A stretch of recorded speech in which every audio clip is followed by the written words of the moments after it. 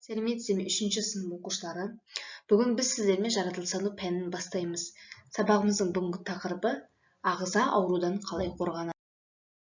Жаңа сабақты бастамай тұрып балалар, әуелі мына 3 сұраққа жауап берейік.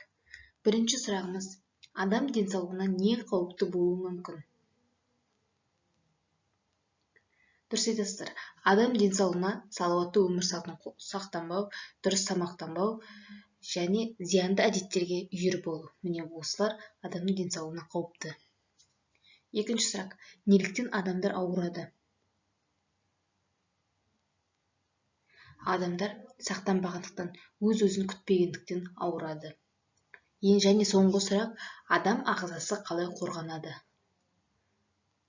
Адам ағзасы жаңа айтып өткеніміздей, салауатты өмір салтын сақтану арқылы, тазалық сақтану арқылы, уақытында жуынып жүру арқылы да көптеген аурулардан өзімізді сақтауға болады.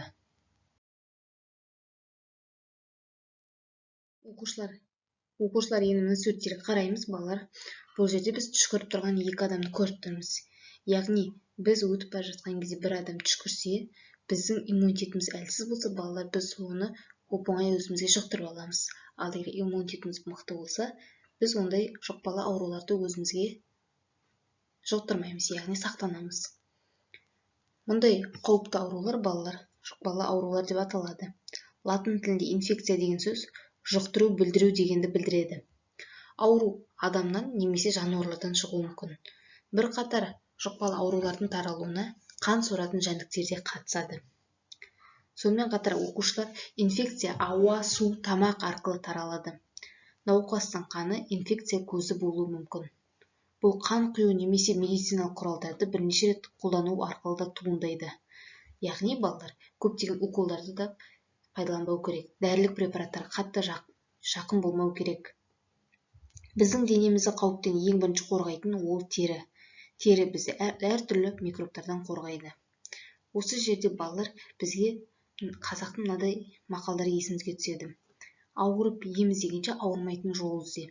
Яғни бұл бізге ауру келмей тұрып ертерек қорғануды есімізге салады. Және сонымен қатар ауру астан деген де мақалы бар. Яғни біздің барлық ауру әуелі дұрыс тамақтанбағаннан да басталады, балалар. Адам ағзасының инфекцияға қарсы тұру қасиеті иммунитет деп аталады. Оны иммундық жүйе басқарады. Иммунитет біздің бойымыздағы қан, балалар. Яғни біздің иммунитет мықты болса, кез келген ауруды оңай жеңіп шығамыз. Ал иммунитет әлсіз адамға кез келген ауру жұғатын болады. Иммунитеті мықты әлсіз адамдар сонымен қатар шаршаңқы, әлсіз, жиі бас ауыратын, бас айналатын және әртүрлі оның белгілері бар. Иммунитет мықты болу үшін таза ауада көп серуендеу керек, салауатты өмір салтын қолдану керек, жеке бас гигиенасы, жуынып жүру уақытында, дұрыс тамақтану, зиянды әдеттерден аулақ болу керек. Сонымен қатар күн тәртібін сақтауда маңызды рөл атқарады. Оқушылар, біздің сабағымыз аяқталуға таяп қалды. 1 наурыз дүниежүзілік иммунитетті қорғау күні. Мен сіздерге мына суретте иммунитет үшін пайдалы тағамдармен бөліскім келеді. Иммунитет үшін пайдалы ақуыздар, БТВ-ның дәрумендері, Е дәрумені, С дәрумені, А дәрумені және минералды заттар. Яғни біз пайдалы тағам жеуіміз керек деп айттық. Иммунитет көтеретін қандай тағамдар? Бұлар ет, балық, жаңғақ, дәмдақыл, өсімдік майы, сары май, бауыр, жеміс-жидектер, көкөністер және сонымен қатар суды да көп ішу керек. Жаңа сабағымыз түсінікті болса, балалар, яғни біздің иммунитетіміз біз үшін өте маңызды. Иммунитетті сақтау әр адамның өзінің қолында, балалар.